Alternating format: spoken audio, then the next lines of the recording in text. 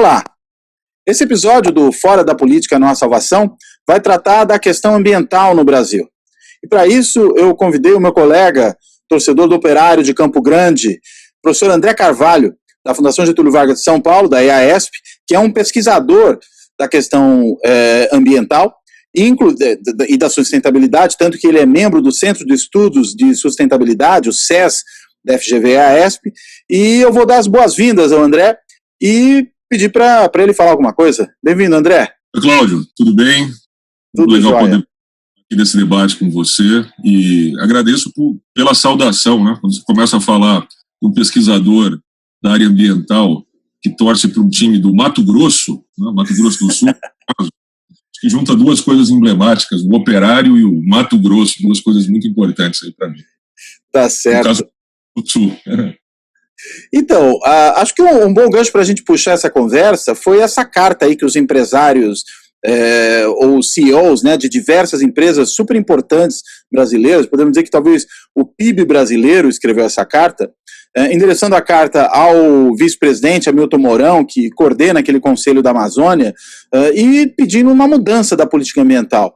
O que você acha que explica essa situação? E é curioso, né, porque até pouco tempo atrás o Bolsonaro tinha no setor empresarial, ou tem ainda talvez, um dos seus esteios aí de apoio político. E de repente, justamente desse setor, vem uma crítica dura àquilo que talvez seja um dos pontos centrais desse governo, que é essa política de desmonte, né, da área ambiental. Muito interessante, Cláudio, porque é interessante. Eu sempre costumo comentar com os meus alunos, quando a questão ambiental está em voga por razões comerciais, eu sempre me lembro de uma frase do Torquato Neto. Ele diz que leve um homem e um boi ao matadouro, o que berrar mais é o homem, mesmo que seja o boi. Eu acho que isso é muito aplicável a esse contexto, né? É importante que o PIB brasileiro tenha se manifestado nesse momento, olhando a lista de signatários, de empresas signatárias, mas também de associações. Nós temos associações ali que já estão se manifestando contrariamente há bastante tempo, como a ABAG, por exemplo, né? Que representa as tradings do agronegócio, um setor que demanda essa rastreabilidade, que sente essa pressão dos mercados externos há bastante tempo, né? Então tem um posicionamento já claro. Mas houve adesões importantes, né? Mesmo olhando a lista de CEOs, né, de empresas que assinaram, eu consigo imaginar ali alguns CEOs que, naquele momento de apoiar Bolsonaro no segundo turno, pensaram que aquilo não seria o mais adequado e tenham eventualmente anulado seu voto, até não votado no Bolsonaro para votar no outro candidato, mas ali me parece que há um grupo de apoio que votou efetivamente no Bolsonaro no segundo turno, ou seja, de certa forma está dizendo, olha, a gente entende que desburocratizar a regulação ambiental é importante, mas está indo muito longe com isso. Tá? Ou não precisa ter um ministro com o perfil do Ricardo Salles. Talvez alguns queiram manter, de certa forma, esse processo de desburocratização, que a gente pode comentar depois, mas querem com alguém que saiba comer com talheres de prata à mesa, com representantes de países internacionais, com fundos de investimento, o que não é muito o perfil, aliás, o que não é definitivamente o perfil do ministro Ricardo Salles, né? Então, é interessante perceber também que, para além dessa carta, que foi organizada, inclusive, é uma costura que envolve uma organização que fala de sustentabilidade no setor empresarial muito representativa, CEBEDES, né? Para além disso, já houve manifestações anteriormente do Itaú e do Bradesco, né? Estas manifestações decorrem, em especial, de uma manifestação, isso na minha leitura, decorre de uma manifestação de fundos internacionais que chamaram a atenção que com esse estado de coisas ambiental não seriam destinados recursos para investimentos no país, Tá? E eu acho que até esse movimento dos fundos reflete uma outra questão, está muito associada àquela sigla, né, ESG em inglês, de meio ambiente, questões sociais e governança, né, que a gente está chamando de ASG, porque o World Economic Forum, na virada do ano passado para esse ano, colocou muito peso em cima da necessidade de se utilizar critérios de meio ambiente, sociais e de governança para investimentos e para a atuação do setor privado como um todo. Então, é uma reação em cadeia que começou antes da pandemia chegar aqui ao país, né? Mas, posteriormente, é o que aconteceu no ano passado, no ano do fogo na Amazônia, né? Então, essa pressão veio se tornando mais, vamos dizer, mais clara, e realmente com essa carta apresentada com grande parte do PIB, envolvendo agronegócio, envolvendo setores industriais, eu acho que a pressão alcançou um nível que a gente não viu antes, mesmo com tudo que já foi feito de forma muito equivocada no ano passado pela gestão do governo Bolsonaro, com Ricardo Salles à frente como ministro. Agora, é interessante porque quando a gente olha a trajetória do Bolsonaro política, né, ao longo aí dos seus 7 mandatos de deputado, certas questões em relação ao problema ambiental já eram muito claras, né? Era de se esperar que ele fosse ter uma política ambiental exatamente como essa que tem agora. E por que será que só agora, né, esse segmento empresarial acordou para o problema? Não era nítido que algo assim ocorreria? Nítido, esperado. Eu acho que o momento em que essa articulação ocorre para que essa carta venha à tona é basicamente um momento em que, citando Gonzaguinha, professor, aquele momento que não dá mais para segurar, entendeu? Não tem como segurar mais.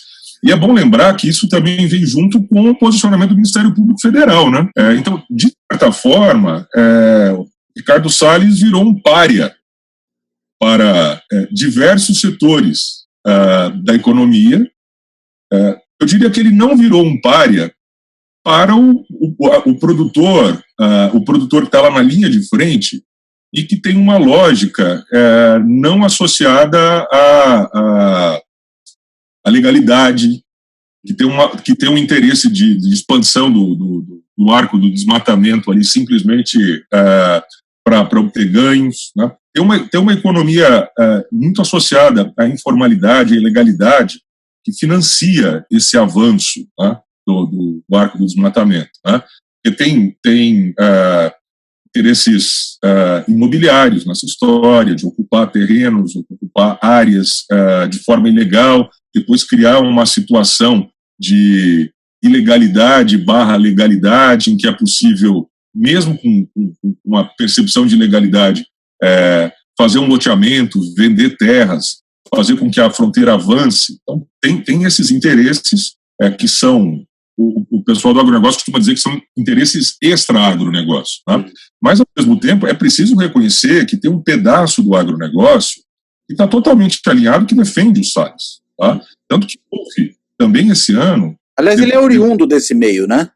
Ele é oriundo do meio do agronegócio.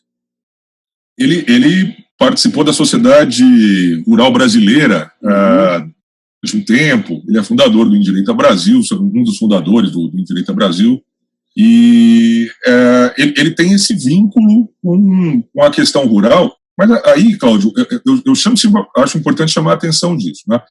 Nós temos muitos interlocutores no agronegócio brasileiro. Quando eu estou falando do agro, eu estou falando desde as tradings que recebem a pressão, até projetos com produtores rurais espalhados pelo Brasil, aí, de médio, pequeno e de grande porte, inclusive, que estão totalmente associados, vinculados à defesa desse arcabouço de proteção ambiental que nós temos no Brasil, entendendo que esse é um discurso que está pronto, inclusive, no agro, né? Dizer que nós somos uma potência ambiental que entrega conservação ambiental e preservação ambiental. Tá? Esse discurso está pronto, mas a gente precisa separar. Tem um pedaço do agro, e aí eu envolvo alguns produtores nesse grupo, um pedaço do agro que sim, que faz esse diálogo, inclusive por interesses comerciais. Eu não tenho nenhum problema com isso. Quer dizer, somos produtivos, entregamos um estoque de conservação e de preservação, né? São atores que reconhecem que este peso enorme que o Brasil tem como um player ambiental torna o agronegócio mais competitivo, blinda o agronegócio de críticas no contexto das cadeias globais, né? Então, esse setor sempre esteve lá. Ele estava meio quieto ultimamente, quando eu me refiro a produtores rurais, em especial, tá? Mas teve uma manifestação favorável à desburocratização em curso por Ricardo Salles, logo depois que ele é muito criticado por conta do vazamento lá, vazamento não, desculpe, da divulgação da gravação da reunião ministerial, em que ele fala que está na hora de passar a boiada, vamos passar a boiada. Então, um setor, inclusive com a assinatura da AproSoja, por exemplo, que é a Associação de Produtores de Soja, vai fazer um manifesto, olha, um manifesto dissimuladíssimo. Fiesp está envolvida com isso, né? Tem muitos interesses ali atrás dizendo, não, olha, a gente entendeu passar a boiada como vamos desburocratizar, e isso tem que ser apoiado, tá? E eu posso até dar um testemunho, por exemplo, algumas associações vinculadas à Fiesp, como a Abipec, por exemplo, que trabalha com produtos de limpeza e cosméticos, que de certa forma não, que representa empresas do setor de cosméticos no Brasil que tem um discurso de uso da biodiversidade, um discurso de conservação e preservação explícitos, né, muito fortes, inclusive, essas empresas não foram avisadas da manifestação, aliás, do apoio da ABPEC a esse manifesto. Das entidades às quais elas são filiadas, no caso, então. Exatamente, né? E quando eu vi aquilo, como eu tenho vários interlocutores, essas organizações, pesquiso essas organizações, eu fui consultá-los e alguns deles falaram, olha, nem tinha visto isso daqui ainda, vamos ver. E aí essas organizações respondem, né? Mas depois que o apoio já foi dado. Estou citando a ABPEC, que assim, é um contrassenso para a indústria brasileira de cosméticos, por exemplo, que tem seus maiores players ancorados no discurso de uso de biodiversidade brasileira e atuam internacionalmente falando da biodiversidade brasileira, especialmente, se posicionam, né, como empresas que usam ativos da Amazônia. É um contrassenso que a associação que as apoia tenha dado lastro para o manifesto. Mas isso, e as empresas, pelo que eu tive de informação, lógico, elas não apoiavam aquilo e depois se manifestaram, inclusive, contrariamente àquele apoio. Mas perceba que ali dentro da Fiesp, isso aconteceu. Está lá assinado o PEC no manifesto, e é um manifesto hiper retrógrado, dissimulado, que tem apoio, então, de produtores rurais e também de associações vinculadas à Fiesp, né? Então, isso mostra o estado de coisas, como é muito conveniente, como dentro do grupo de apoiadores tem uma percepção de que o Ricardo Salles está fazendo o que tem que ser feito, né? Talvez aí dentro tenha um grupo que diz, poxa, ele pode fazer isso, mas podia fazer isso com bons modos, dando uma imagem melhor, disfarçando, agressivo, passando a boiada sem realmente dizer que está de forma mais dócil, né? Eventualmente passa a boiada cantando O Menino da Porteira, toca uma música sertaneja, eventualmente um sertanejo mais urbano e tudo mais urbano, para dar aquela visão de modernidade e tal. Então, tem essa conveniência, Cláudio. Agora, ao mesmo tempo, nesse gancho que você perguntou, o Bolsonaro nunca falou nada sobre questão ambiental, absolutamente nada. Não, ele falou que queria desmatar, queria fazer mineração em terra indígena, isso ele falava já como deputado, né? Não, lógico, esse projeto sim, mas ele nunca fez um comentário apreciativo em relação a propostas. Tem todo o debate sobre o questionamento dele, a vinculação do país em acordos internacionais e tudo mais. Agora, ao mesmo tempo, ele tem um episódio dele pescando numa área que é protegida, né? Tem toda a proximidade dele com com esses produtores rurais, com esta cadeia que vai gerar o desmatamento, uma proximidade dele já no período da campanha, em que ele vai no norte do país, ele vai em Rondônia, vai no Acre, ele diz, nós vamos acabar com isso. Né? Então, assim, ele está entregando o que prometeu, né? Salles o que prometeu. Então, nesse sentido, aquele questionamento que a gente faz de forças progressistas que apoiaram ou que votaram no Bolsonaro no segundo turno, contra o PT, eles precisam, de certa forma, né, também reconhecer que Bolsonaro entrega o que sempre prometeu nesse sentido. Aliás, nesse sentido, tem uma questão que eu acho que é interessante a gente comentar. Quando o Bolsonaro é eleito, né, e mesmo assim, durante a campanha, muito se falava que alguns atores poderiam ser moderadores do bolsonarismo. Tem a gente que via o Paulo Guedes como alguém que seria capaz de fazer isso. O próprio Paulo Guedes falou que domaria a fera, né, naquele perfil famoso que a Malu Gaspar fez para Piauí. Existe também a ideia, ou existia, né, a ideia de que o Sérgio Moro poderia ser um moderador do Bolsonaro, né, que eu acho que é uma ideia que não faz o menor sentido, tendo em vista o estilo de Estado de Direito que está na cabeça do Sérgio Moro. Então, como é que ele poderia ser um moderador do Bolsonaro? Mas, enfim, as pessoas acreditavam nisso. Também acreditavam que poderia haver um efeito de moderação por parte dos militares, que os militares seriam mais pragmáticos, mais racionais e moderariam o bolsonarismo.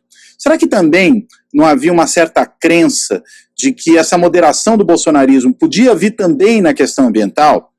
E aí, eu lembro de um dado, né, que acho que é interessante. Antes do governo começar, havia discussão de se haveria ou não haveria Ministério do Meio Ambiente. Né? Houve até a ideia de não criar um Ministério do Meio Ambiente, ele ficaria subordinado à agricultura. Mas aí, não, isso não pode, isso vai pegar mal, e aí se criou o Ministério do Meio Ambiente e se colocou o Salles lá.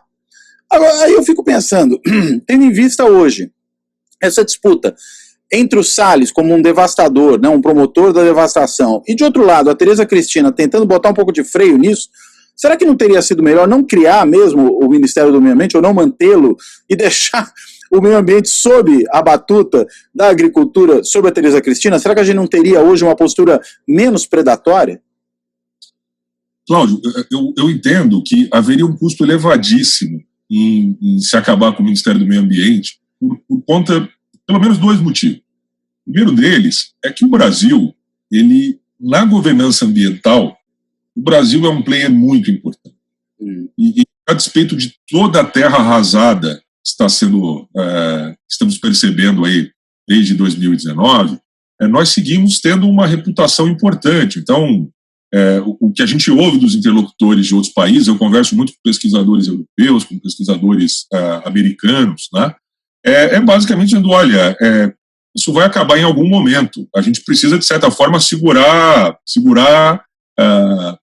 os estoques florestais de pé e tudo mais, porque isso passa. Nós somos importantes. Assim, tem a questão clássica, a Rio 92 foi aqui, e a Rio 92 é basicamente o evento, né, da ONU que vai catapultar o debate ambiental vinculado ao debate ao desenvolvimento humano. Então, nesse período é bom lembrar, olha, em 1990 é publicado o primeiro relatório de desenvolvimento humano. Em 87 foi publicado o Nosso Futuro Comum, que se falava de desenvolvimento sustentável.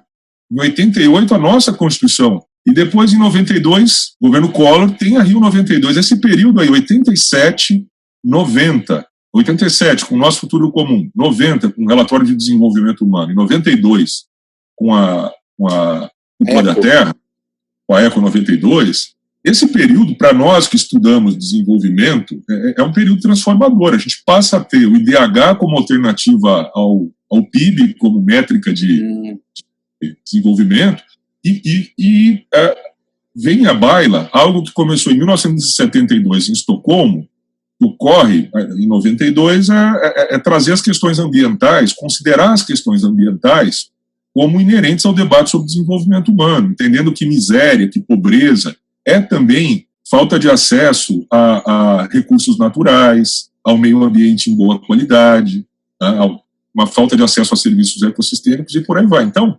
nesse período nós temos um papel importante. Por quê? Porque o primeiro aspecto é esse. A Rio 92 foi aqui e nós fomos muito ativos E a diplomacia brasileira foi muito ativa ao longo desse período no debate ambiental, sendo muito importante a participação brasileira no arcabouço do que a Convenção de Mudança Climática, a Convenção de Biodiversidade. E aí o segundo ponto é esse, porque nós somos um grande player, somos um país grande, um grande mercado consumidor, mas ao mesmo tempo nós somos um país muito importante do ponto de vista de conservação, preservação. Nós temos a Amazônia, que é algo emblemático, né? Então, assim, imagina o que é o custo de começar acabando com o Ministério do Meio Ambiente. Este impacto que está acontecendo agora, com essas manifestações internacionais, com um pedaço do PIB brasileiro se manifestando contrário às práticas, eu acho que isso teria sido antecipado, né? Mesmo se a política ambiental propriamente dita não fosse tão predatória quanto essa, eu estou só supondo aqui que talvez apenas, a Tereza Cristina tivesse uma política menos agressiva nessa área. Será que a não criação do Ministério do Ambiente não seria menos danosa do que ter o Ministério do Ambiente com o Salles lá, fazendo o que faz? Então, aí eu acho que a gente precisa analisar, assim, porque o Salles foi colocado ali dentro de uma construção. Primeiro, decide salvar o Ministério do Meio Ambiente. Tá? Isso não aconteceu com a cultura, por exemplo. Sim. Precisamos. Um dos argumentos que a Tereza Cristina usa, e ela é uma importante fiadora da manutenção do Ministério do Meio Ambiente, é de que questões ambientais, elas não dizem respeito somente a desmatamento, elas dizem respeito a uma série de questões urbanas, por exemplo. Né? A gente está falando de poluição do ar, a gente pode falar aqui de contaminação de rios. Então, tem uma agenda urbana ambiental que é muito importante, tá? E que isso não tem nada a ver com o Ministério da Agricultura. Sim. Ela vai fazer uma argumentação dizendo, olha, meio ambiente é mais do que agricultura e o setor de produção agrícola, florestal e pecuária. Então, eu acho, Cláudio, que ela, de forma muito perspicaz, e aí nesse sentido, Tereza Cristina, do ponto de vista de formação, de diálogo, né, de capacidade de diálogo, ela é um ponto fora da curva neste governo Bolsonaro. Ela tem uma boa reputação perante o agronegócio brasileiro, né? O agro defende a sua manutenção, a manutenção da Tereza Cristina. Eu acho que ela, de forma muito perspicaz, ela entende o seguinte, olha, do ponto de vista de imagem, vai ser péssimo acabar com o Ministério do Meio Ambiente num país como esse. Né? E, além disso, isso traria para a gestão dela um tema que é um tema super complexo de ser gerido. Então, ela vai dizer em algum momento, assim, não, só fazer a agricultura, a pecuária, o setor florestal rodarem, isso já é muito trabalho. A questão ambiental tem que ficar isolada. E do ponto de vista de gestão de risco, Cláudio, faz sentido, né? Porque ela, por exemplo, o Ministério da Agricultura trouxe para si a gestão do cadastro ambiental rural, o Serviço Florestal Brasileiro, questões que estavam, na verdade, são atributos que estavam associados ao Ministério do Meio Ambiente. Então, nesse processo, ela trouxe a gestão de alguns temas que interessam à agricultura, do ponto de vista estratégico. Né? Agora, o grosso da questão ambiental está lá, dentro desse arcabouço legal, no qual o Ministério do Meio Ambiente, IBAMA e ICMBio têm um papel importante. Então, ela deixou, de certa forma, ela deixou... Seria como se a gente, fazendo uma analogia, a gente deixasse os títulos podres aos olhos do negócio, lá com MMA, ICMBio e IBAMA. E a gente trouxesse para cá os ativos que estão relacionados à melhora da imagem do agro e que, inclusive, financiam. Porque é bom lembrar, Cláudio, por exemplo, a gente tem programas desenvolvidos na década passada, como o programa ABC, que fala de agricultura de baixo carbono, são programas muito reconhecidos pelo setor produtivo. Né? Então, assim, acabar com isso era um absurdo. E são setores que geram recursos, geram divisas para o agro. Né? Então, nesse sentido, eu acho que Tereza Cristina, que é uma agrônoma com boa formação, tem uma boa capacidade, uma boa leitura internacional, eu acho que ela tomou uma decisão facilmente justificável, mesmo para quem queria acabar com o Ministério do Meio Ambiente. Quer dizer, não, desculpa, realmente é mais do que agricultura, impacto da agricultura pecuária e do serviço, né, das atividades florestais, e tem um pedaço disso que vai reduzir a minha capacidade de ser eficiente gerindo a agricultura. Exatamente. Então, é uma decisão. Agora, Cláudio, precisava ser o Ricardo Salles? Então, assim, não sei se você lembra disso. Aventou-se Maitê Proença. Sim, eu lembro disso. Que outro dia estava cobrando a Regina Duarte, né? Quem diria? O mundo dá voltas. Exatamente. Então, assim, olha, eu não.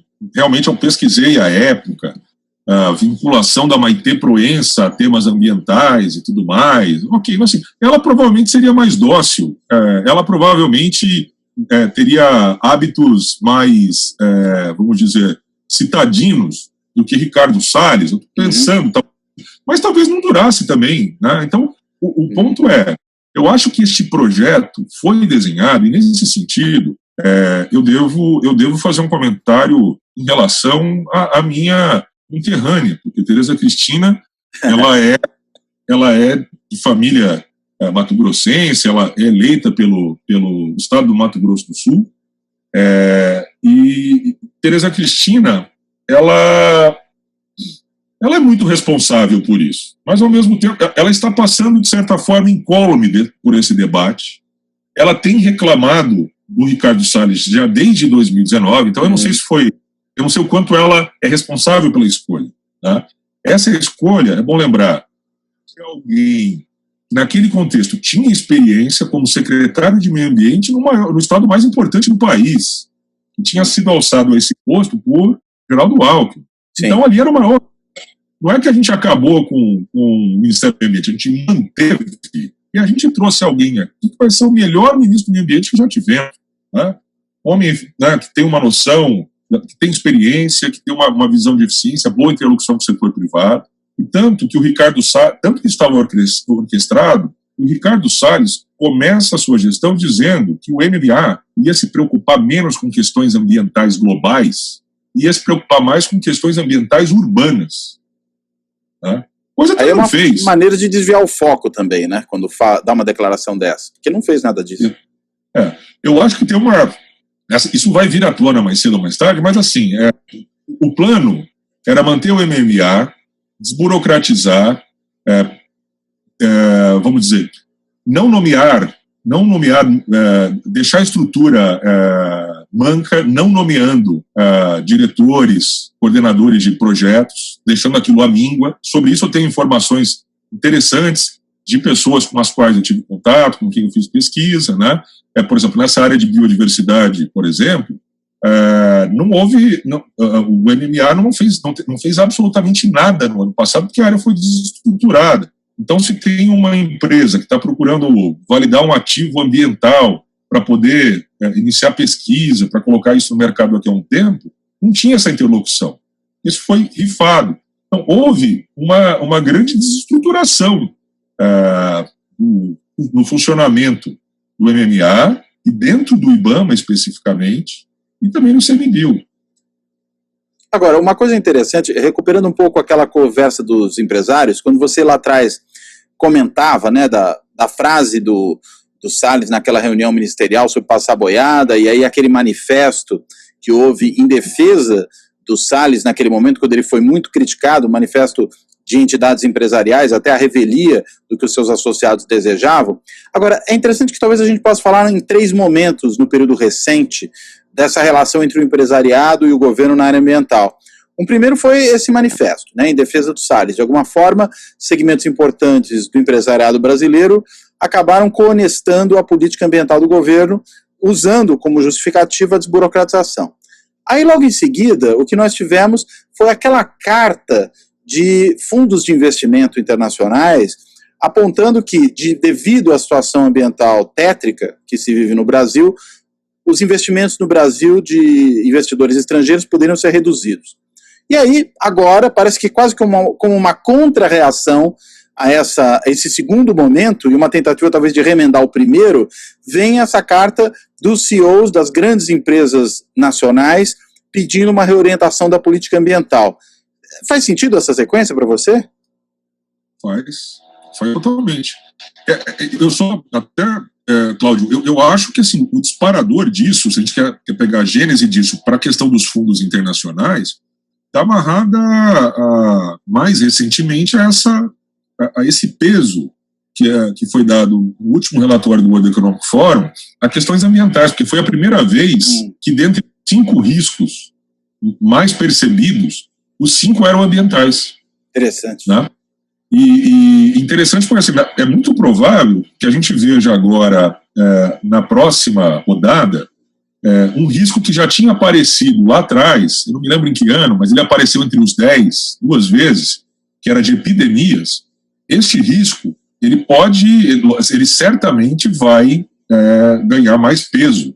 Ele vai estar entre os 5, se não for o primeiro. Mas os outros 4 riscos, a probabilidade deles de ter uns riscos ambientais ali é elevada. Não todos, porque eu acho que riscos associados ao impacto da pandemia na economia vão estar presentes também. Né? Mas aí é importante perceber também que o debate associado a epidemias e pandemias, ele tem uma relação direta com mudança do clima e com perda de biodiversidade. Então, a questão ambiental, ela é intrínseca ao debate sobre a nossa maior exposição a risco de epidemias que podem se transformar em pandemias. Né?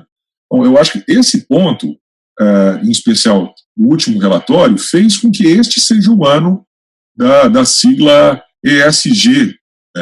Environment, Social and Governance. Environment, Social and Governance.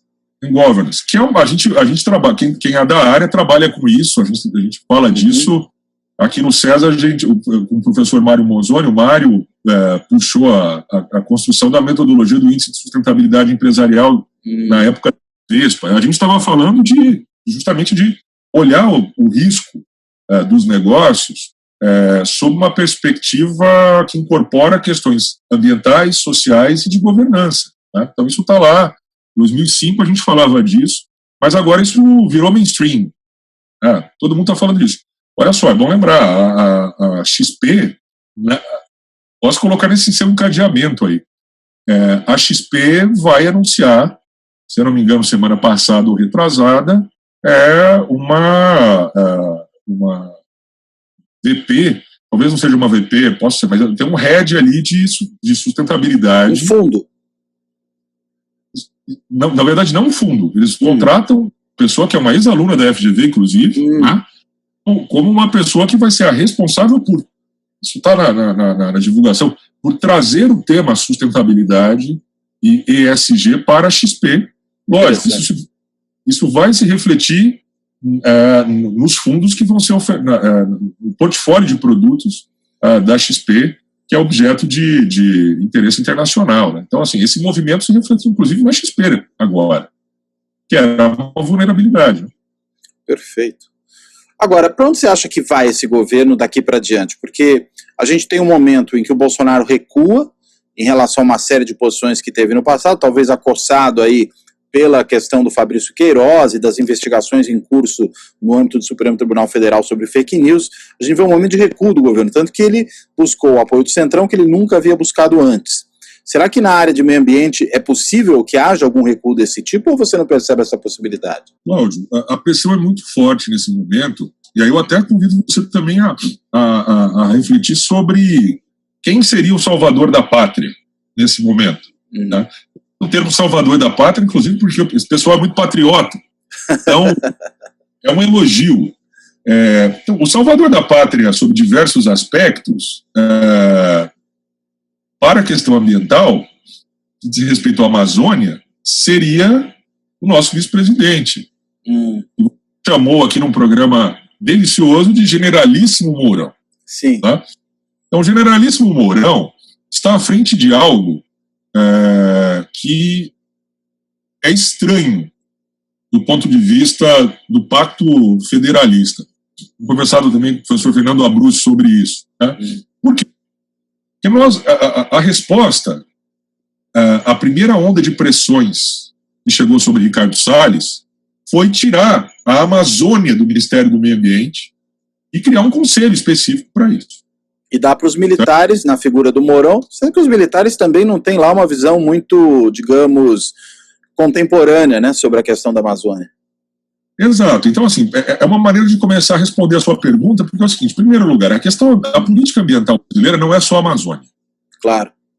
Isso é muito importante, né? Então, se eu tiro a Amazônia, o Ministério do Meio Ambiente, tocado com uma agenda de desburocratização, que na verdade quer desestruturar o arcabouço jurídico, não, o arcabouço legal brasileiro para meio ambiente, a lógica aí de início, fala assim, não, com a Amazônia, Ricardo Salles, você não fala mais. Os interlocutores da Amazônia, o pessoal do Fundo Amazônia, por exemplo, você não vai falar mais. Nós vamos resolver isso. Se criou um cordão sanitário em torno do Ricardo Salles. Exatamente. Eu vou começar analisando o que não é a Amazônia. Em relação ao que não é a Amazônia, o problema continua posto.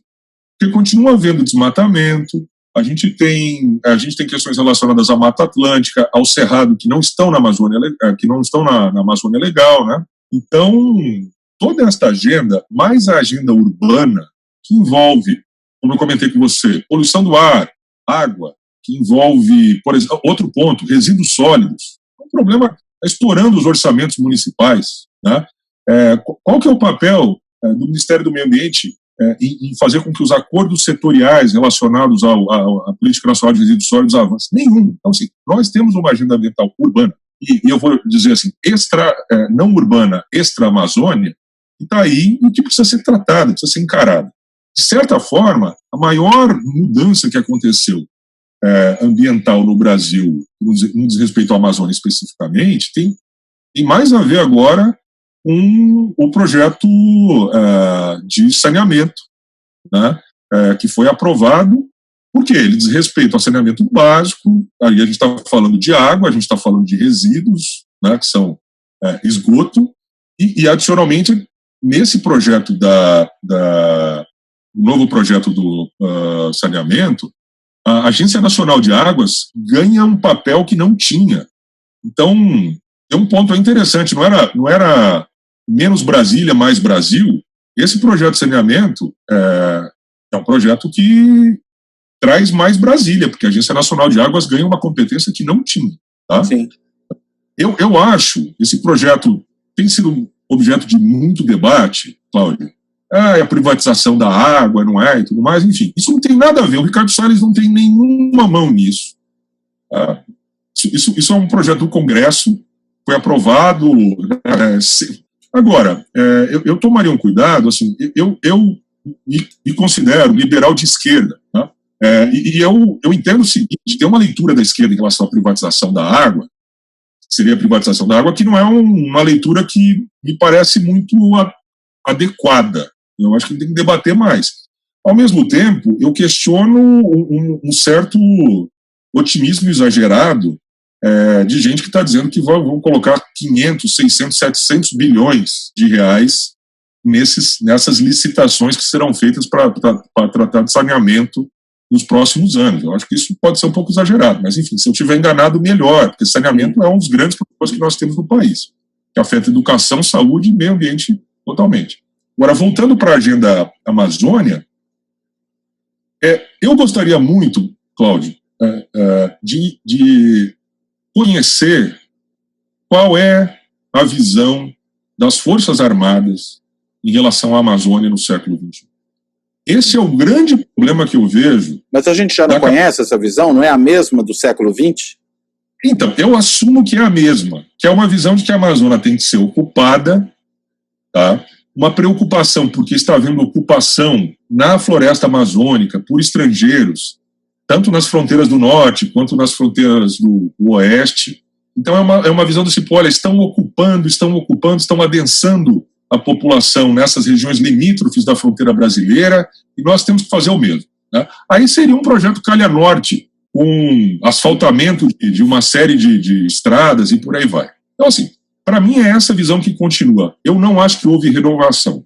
Para mim, as Forças Armadas, em especial o Exército, acham que a Amazônia ela tem que ser ocupada e eventualmente você deixa lá um ou outro pedacinho um Floresta de Pé.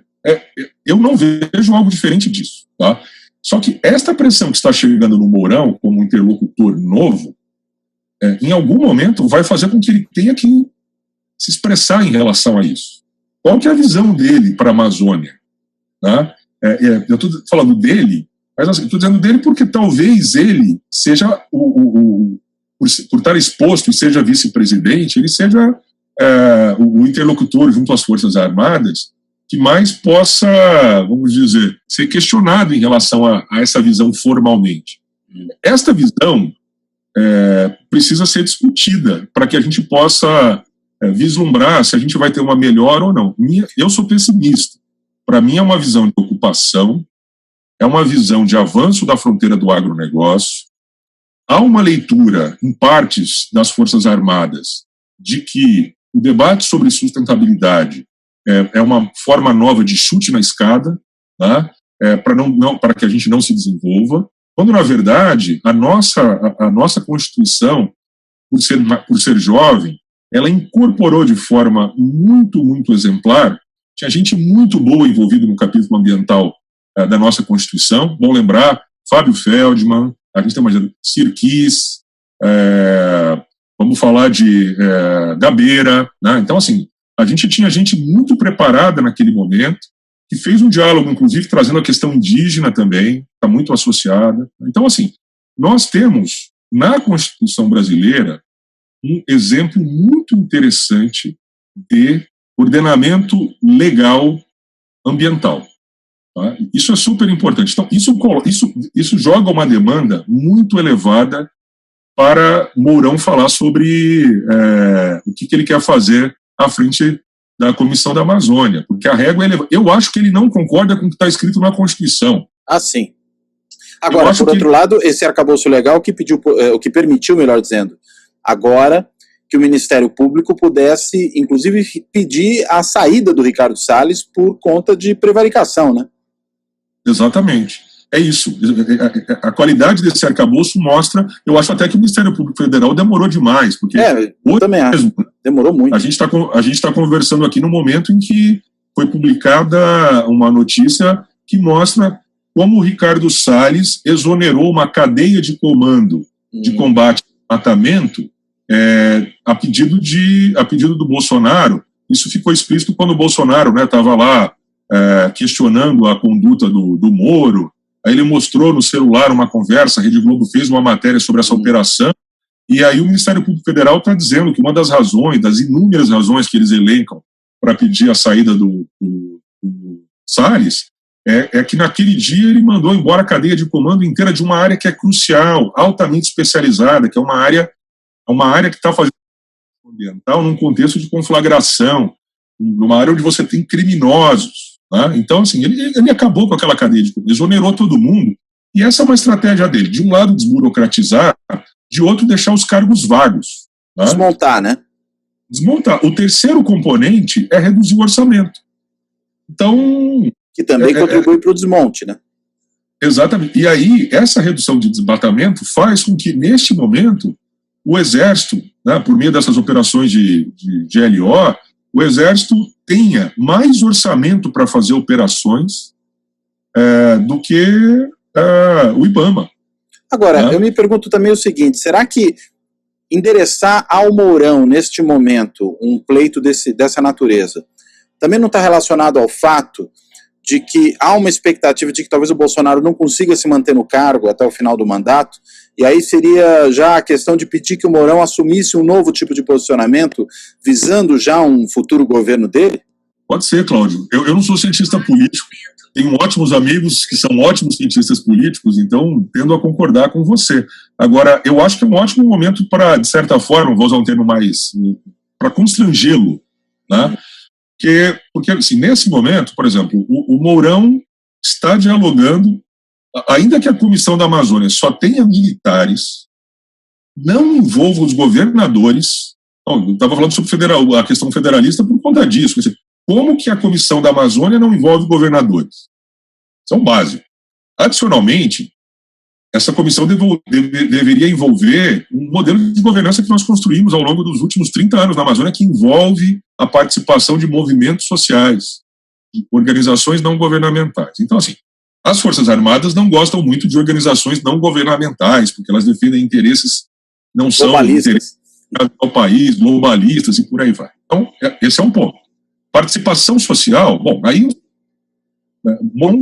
teve encontros com lideranças indígenas na semana passada, porque na esteira aí desses projetos de lei que vão permitir mineração em terras indígenas, tá?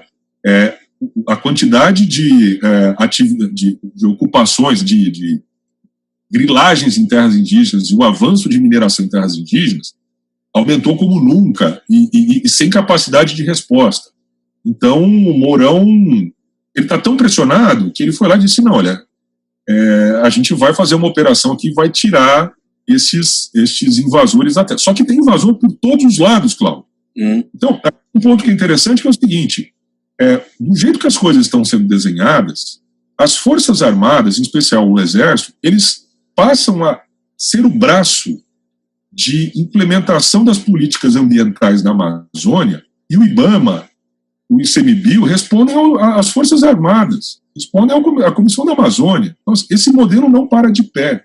Eu não estou assim, não tem nem governador. Então, quanto mais liderança social... O que é incrível, né? Mostra que não se entende como funciona o país, né? Exato. Então, assim, isso tudo está sendo tocado por este governo e Hamilton Mourão está envolvido. Então, eu acho que a gente precisa chamar algumas pessoas às suas responsabilidades. Uma primeira, Tereza Cristina. A Tereza Cristina deu uma entrevista nessa semana dizendo que o agronegócio não precisa da Amazônia. Tá? Não precisa no sentido de não precisar ocupar a Amazônia, não no sentido de que ela não tem uma função importante, por exemplo, no clima. Exatamente, ela diz que não precisa ocupar, e aí é sempre assim, você entra com argumentos que são fidedignos, que é mostrar como a gente aumentou a produtividade por hectare no Brasil. Isso é espetacular, realmente aconteceu, a Embrapa tem um papel importantíssimo. Só que isso é muito comum, eu defendo a Embrapa que eu gosto e não defendo a Embrapa que eu não gosto. Então eu defendo a Embrapa que aumenta a produtividade, e eu não quero ouvir aqueles pesquisadores da Embrapa que estão falando que os serviços ecossistêmicos são essenciais para manter a produtividade agrícola. Os serviços ecossistêmicos são essenciais para manter o abastecimento hídrico de grandes cidades brasileiras. Auto-engano, né? Você escolhe a ciência que você quer. Né? Sim. Que já é melhor do que ele não escolher nenhuma ciência, na minha opinião. Mas, enfim, a Tereza Cristina fez esse argumento, que é um argumento que vem sendo emulado ao longo dos tempos. Né? Olha, vamos, como ministra do Meio Ambiente, ela está criando políticas que vão colocar recursos na ponta para agentes que estão financiando o desmatamento lá na ponta. Né? Então, ela não pode... esse discurso, eu entendo assim, olha, tem um pedaço do agro que defende a Amazônia de pé, ok, eu concordo. Tanto que a AproSoja, a Ação de Produtores de Soja, assina o manifesto de desburocratização. Tá? E esses órgãos de representação como a Biov, de óleos vegetais, e também a BAG, né, a Associação Brasileira do Agronegócio, elas fazem um discurso que não tem muito eco nos produtores. Então, Tereza Cristina precisa falar a respeito disso. Tá? Mas não do ponto de vista da visão, porque ela tem um bom discurso sobre a importância do meio ambiente, dos serviços ecossistêmicos para o agronegócio brasileiro, porque ela tem uma ótima formação e é uma pessoa tecnicamente muito bem preparada e do diálogo. Mas seria interessante ela se manifestar porque ela tem a mão neste desenho. Talvez ela não goste do Ricardo Salles, ela já está reclamando dele há bastante tempo, mas ela tem a mão nesse estado das coisas. Ela tem a mão nesse estado das coisas. O segundo ponto, para mim, que é mais importante, seja porque ele pode ser presidente ou não, mas porque ele está à frente da Comissão da Amazônia, Generalíssimo Mourão, nosso vice-presidente. Tá? Eu não votei no senhor, mas o senhor é o meu vice-presidente nesse momento. Eu gostaria de saber de que forma o senhor amadureceu a sua visão sobre conceitos como desenvolvimento sustentável, sobre a importância do Brasil como um player na governança global, também por conta das suas políticas ambientais, do seu estoque de recursos naturais, né? Eu queria saber como amadureceu em relação à visão, me parece ser uma visão do século XIX para o século XX. E não do 20 para o 21, né? Não do 20 para o 21. E Cláudio, olha, eu até, assim, na pandemia eu consegui pegar para ler a ótima biografia do Larry Hotker sobre o Rondon, né, o Marechal Rondon. Quando eu nasci, sou de 74, Mato Grosso era uno. Então eu tenho essa vantagem, eu sou conterrâneo dos mato-grossenses, embora eu seja um mato-grossense. Então, assim, do meu conterrâneo, Rondon, ele merece muitas críticas por conta de questões que os meus amigos antropólogos colocam e tudo mais, mas, assim, é uma visão militar que tem, de certa forma, é positivista, né? Está amarrado ao positivismo, mas tem, em primeiro lugar, um respeito às comunidades indígenas, né, na interlocução, uma proposta de avançar as fronteiras com diálogo, com paz. É bom lembrar que houve uma campanha para que ele fosse nomeado ao Prêmio Nobel da Paz, né? Então, assim, a biografia é ótima. Eu uma leitura muito mais esclarecida da realidade ambiental brasileira do que essa que os militares parecem ter agora, né? Exatamente. E eu sempre que tenho interlocução com militares, eu sempre vou pensando que, na verdade, são aquelas forças armadas ali, que são as forças armadas que geraram Rondon. Olha que interessante. Uma visão sobre o meio ambiente. Até eu separei, Cláudio, um livro que eu acho super interessante sobre esse tema, para quem quer olhar, chama Um Sopro de Destruição. José Augusto Pádua. O Pádua, né? Que ele fala que pensamento político e crítica ambiental no Brasil escravista, de 1786 a 1888. Ele vai falar aqui da visão muito importante de brasileiros como José Bonifácio, especialmente, que vão desenvolver aqui uma visão sobre a ocupação do território e também sobre a questão escravagista, super sofisticada, né, distante da visão romântica que se separou contemplativa, mística em relação ao meio ambiente. Uma ideia forjada num pensamento em que nós seremos uma grande nação utilizando esses recursos. Ele não usa, a palavra sustentabilidade não está presente aqui, mas utilizando esses recursos dentro da capacidade de suporte do planeta. A palavra conservação, preservação está presente aqui, de certa forma, os pensamentos preservacionistas e conservacionistas. Tem muito mais uma visão conservacionista posta aqui, mas isso é uma tradição brasileira. O Joaquim Nabuco vai falar disso, né? Então, tudo a seu tempo, né? E foi interessante porque, lendo a biografia do Rondon, tem essa influência do Zé Bonifácio, por exemplo, no pensamento do Rondon. Então, assim, a gente tem uma tradição, inclusive, dentro das Forças Armadas, que é muito mais interessante. Houve uma regressão nesta percepção, se eu for pegar o final do século XIX, começo do século XX, né? Então, aqui a gente vê esse debate sobre a importância de se pensar os recursos naturais como algo que fazem desse país um possível projeto de país diferente dos demais, tá? E isso é algo que se reflete na Constituição brasileira por uma longa trajetória.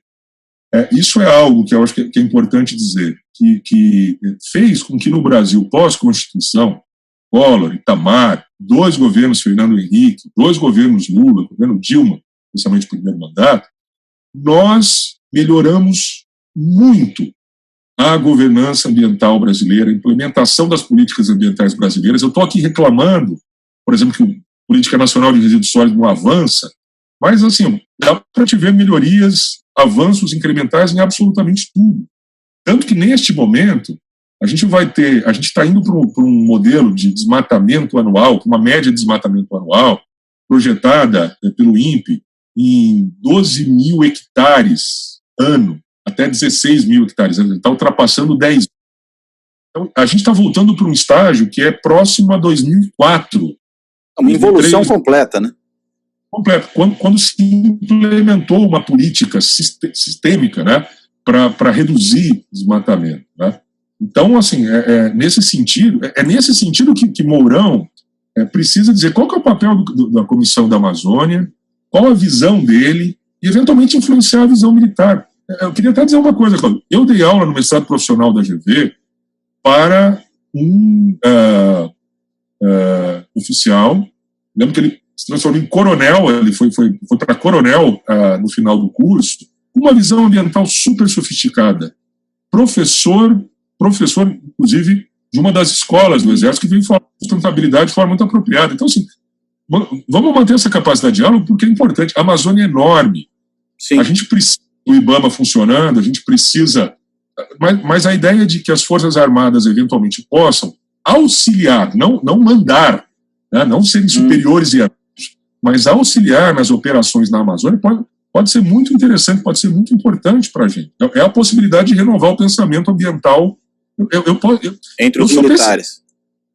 Mas a gente precisa desses agentes, né? Mais diálogo com o setor civil, envolver quem está no pacto federativo, né, como governadores, trazer mais ciência para essa história, tá? Eu acho que assim, ter mais debate com ONGs, com institutos de pesquisa, isso é super importante. Agora, perceba que, nesse sentido, os empresários foram importantes, cara. Porque quando os empresários falam, Mourão, precisamos voltar para o que era antes, talvez com uma outra desburocratização, mas o Mourão precisa responder. Então, o Mourão está respondendo a um pedaço do PIB, ele está respondendo ele está fazendo encontros agora com a comunidade indígena, isso é interessante, mas é pouco. Eu até queria chamar a atenção de você, Cláudio, que o nosso tempo está acabando aqui, quando a gente pega a resolução número 1 de 17 de junho de 2020, que é o regimento interno do Conselho Nacional da Amazônia Legal e da outras previdências, é um dos poucos documentos que temos disponíveis para entender do que se trata, né? Essa comissão. Eu entendi que a organização dessa comissão é muito questionável, né? Ela diz assim, ela está estruturada dentro do Conselho, tem uma comissão que é de preservação da Amazônia Legal. Preservar é deixar intocado.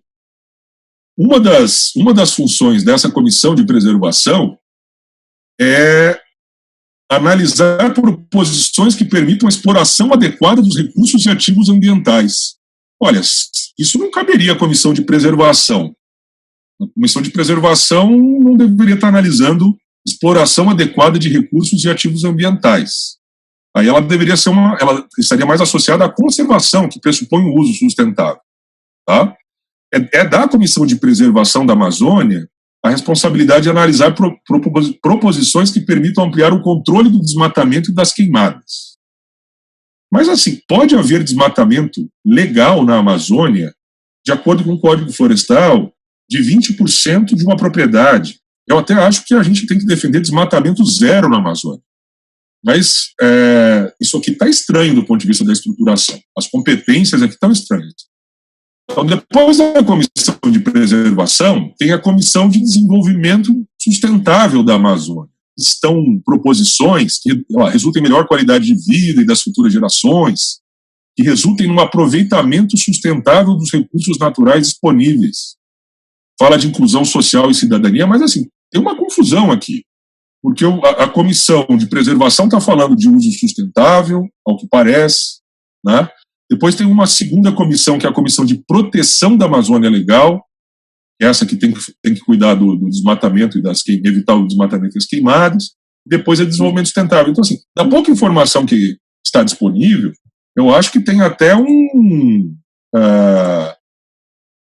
sinais de uma certa organização estranha, equivocada do Conselho da Amazônia. O único documento que eu peguei para ver. Então, falta diálogo, inclusive, para pensar. Está faltando gente, eu acho que até a estrutura, tecnicamente, da proposta não dá conta do grande desafio que tem que ser enfrentado. Muito bem. André, quero te agradecer imensamente aí por essa conversa. Foi muito interessante. Não quer dizer que a gente não fique aflito ainda com tudo isso que está acontecendo. Acho que há motivos para a gente continuar aflito, mas, enfim, é preciso entender melhor isso tudo que está acontecendo para pelo menos poder lidar com isso. Então, te agradeço e deixo para você as últimas palavras para a gente fechar.